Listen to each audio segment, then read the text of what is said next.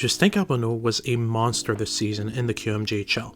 His 46 goals this season for Blainville-Boisbriand tied for second place in the entire league, 18 goals ahead of the next highest scorer on his team. He often put his team on his back this year, forcing overtimes and netting game winners off of his own stick. With the draft about a week away, Carbonneau is likely to be picked in the 11 to 20 range, and you can see the appeal. He's big, he's strong, he's fast, and he's incredibly skilled. However, we have him in the 8 to 14 range in our Elite Prospects NHL Draft Guide, which is available for free for premium subscribers. We're much more confident in his upside than consensus. In this video, we'll highlight a couple of Carbonneau's key strengths, and also highlight the development paths that make us believe in Carbonneau's ability to become a dominant top 6 winger in the NHL.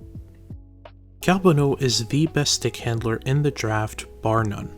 Off the rush, he uses his strong crossovers and long reach to gain the zone and isolate a defender, before using weight shifts and hard backhand moves to get to the net. We see another example of that on this next play. Carbonneau va aller chercher, rentre la rondelle en territoire des foreurs, belle manœuvre, Carbonneau, et goal! Deception and manipulation often feature at the core of Carbonneau's handling sequences. He uses hip pocket setups to freeze defenders' feet before faking to the backhand, and from there, he can stutter step, he can protect the puck, or just weave through a sea of sticks. We see another example of that on this next play, as Carbonneau reloads high to take a shot, recovers his rebound, and then momentarily sets a puck up in his hip pocket before moving to the backhand. The defender gets into blocking position, he glides around him effortlessly, and he gets the goal. As the season went on, Carbonneau got more comfortable adjusting his pace to create. Here you see him slow down towards the middle on the entry before accelerating wide. The defender commits, so he cuts quickly and goes to the backhand before deking around another defender for a shot on goal. Carbonneau's toolbag is endless, and he does it all at a high pace. He builds up speed through the neutral zone, slips pucks under sticks, protects them through checks, all in the purpose of creating zone entries and dangerous chances. When Carbonneau doesn't have an opportunity to build up speed, he's still able to create space by reading defenders' feet and deking on reception and inside of weight shifts. He's constantly looking for ways to make his way to the middle. If he wants to play this way in the NHL, Carbonneau is going to need to calibrate accordingly. He has a tendency to take on way too much, which can lead his team into some pretty uncomfortable positions. His creativity is both a blessing and a curse, but thankfully, he's in a great league to experiment and figure out what works. When he blends it all together, Carbonneau can put together some mind-boggling sequences, like this next one. Théo Lemieux, Carbonneau remplace Fauchon, et Gosselin remplace Desjardins. Justin Carbonneau défait son couvreur. Carbonneau veut diriger vers un coéquipier. Là, on va soutirer la rondelle avancée. Carbonneau, belle manœuvre 2 fois. 2 fois encore, reprend derrière le filet, tourniquet l'arrêt de Précourt. Oh, que ça a passé près. Carbonneau is also a refined scorer. It starts with a one-timer. Heavy, accurate blasts from the half wall make him a lethal power play threat. You'll often see him adjusting his feet to stay in passing lanes, and he can comfortably adjust his release.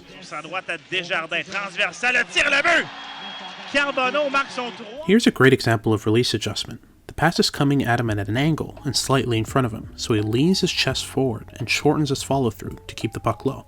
You see on this next play what Carbonneau does in a different scenario. With the puck coming right across and in his wheelhouse, he gets on one knee and extends his follow-through to get maximum power on the shot. This area of his game doesn't require much development. His shooting mechanics are pretty polished already, and he already shows the instinct to adjust his release. Carbonneau's shooting adaptability is also a threat off the wrister. He has an uncanny ability to quickly adjust his hands and his feet in order to get difficult shots off in an instant. And when you combine that with his ability to create space with his handling and puck protection abilities, you get sequences like these. Territoire des remparts. Justin Carbonneau tente une feinte devant Morrison qui n'a pas mordu. Carbonneau tourne sur lui-même. Ça mène dans l'enclave. Carbonneau en se retournant, le tir de but! Superbe effort individuel de Justin Carbonneau. Et c'est l'égalité de... He's not just a half-wall rocket launcher either. Carbonneau is also incredibly crafty around the net. He makes small handling adjustments to beat stick checks and get goalies moving side to side, and he's particularly good at stuffing pucks through goalies' coverage. À Carbonneau, Carbonneau, et goal!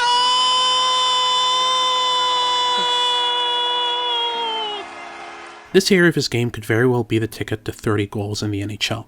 Goalies in the show are tougher to beat this way, But if Carbonneau adapts his scoring style as he moves up and becomes even better at reading netminders, he'll be in a great position to leverage his small area handling and reaction speed to become a clinical net front scorer. He's already got the straight line speed and strength to get on the breakaway, fight through checks, and drive pucks into dangerous ice. And from there, he uses goalies' momentum against them. He gets their feet moving one way before chipping the puck across the grain, or simply beats them to the ice. That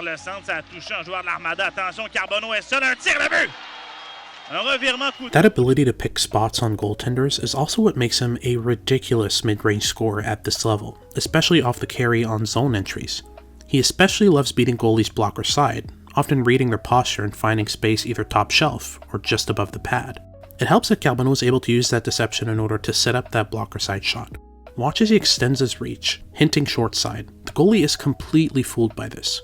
He cheats, Carbonneau quickly adjusts his follow-through, and gets the easy goal. He doesn't always use deceptive releases, and again, Carbonneau's going to have to adjust that to beat NHL netminders, but it's promising to see these deceptive details and flashes. Picking corners won't be as easy. NHL goalies are just bigger, and they predict shots more accurately. Carbonneau's going to have to lean into that deceptiveness to score off the carry as cleanly as he does. Luckily, he has other supportive details. He steps off the wall for his shots, keeps his feet moving through his release, and can shoot off either foot. Adding a more consistent deceptive element is just an insurance policy when those details aren't enough. If you want polished defensive details though, Carbonneau's playmaking is where you're going to find them. Carbonneau, une feinte vers Nobert. Et le but! Et Nobert s'en est tout un. Encore un but, une belle mise en scène de Carbonneau. Et ça fait 4-0. Playmaking is an area of his game that grew in leaps and bounds throughout the season. He grew more and more comfortable on his backhand, started blending more of his skills together, and really became a creative focal point of the Armada. Here you see him apply smart pressure on the forecheck, then reload above the circles and attack downhill. These patterns have always been there in Carbonneau's game. He just started using them to create instead of just shoot. Watch this smart read on the entry. He toes the blue line to help his teammates get back on side, then drives the middle and initiates a scissor play. He then goes to the net, dragging a defender with him and creating chaos, and that creates a couple of great chances. High-end advantage creation and skill blending are the main focal points around which Carbonneau has built his playmaking game. That's a really solid foundation, an NHL translatable one. He attacks defenders head-on, solves problems on the fly, and then uses his hands to open up seams.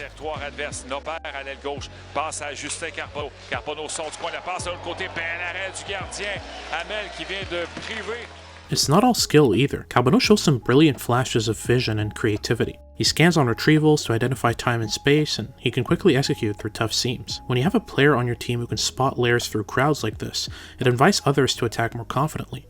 The receiver on this pass is Alexandre Carbonneau, a shutdown D who normally never activates weak side like this.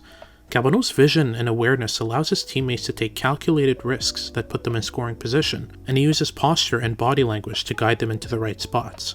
Beyond that, Carbonneau also has great peripheral vision, allowing him to connect with teammates that most forwards won't see.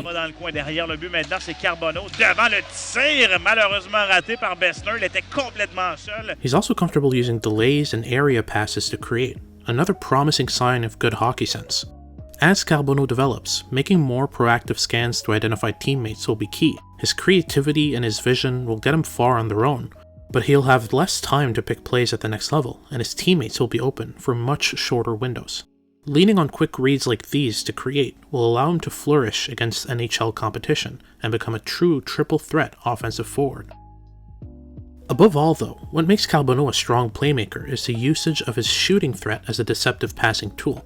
He frequently makes use of his hip pocket, forcing both defensemen and goaltenders to respect the shooting threat, and he loves to load one-timers before zipping seam passes. Bear out front, and they score! What a nice passing play!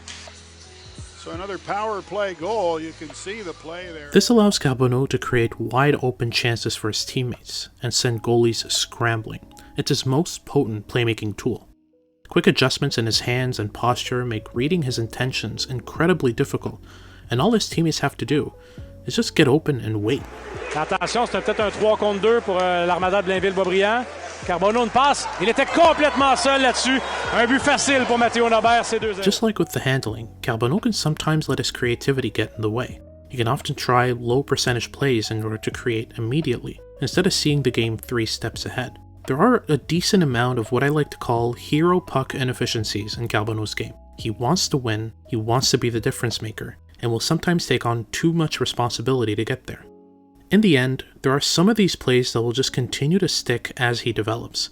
With Carbonneau, you take some and you lose some, mostly because he can make plays like these.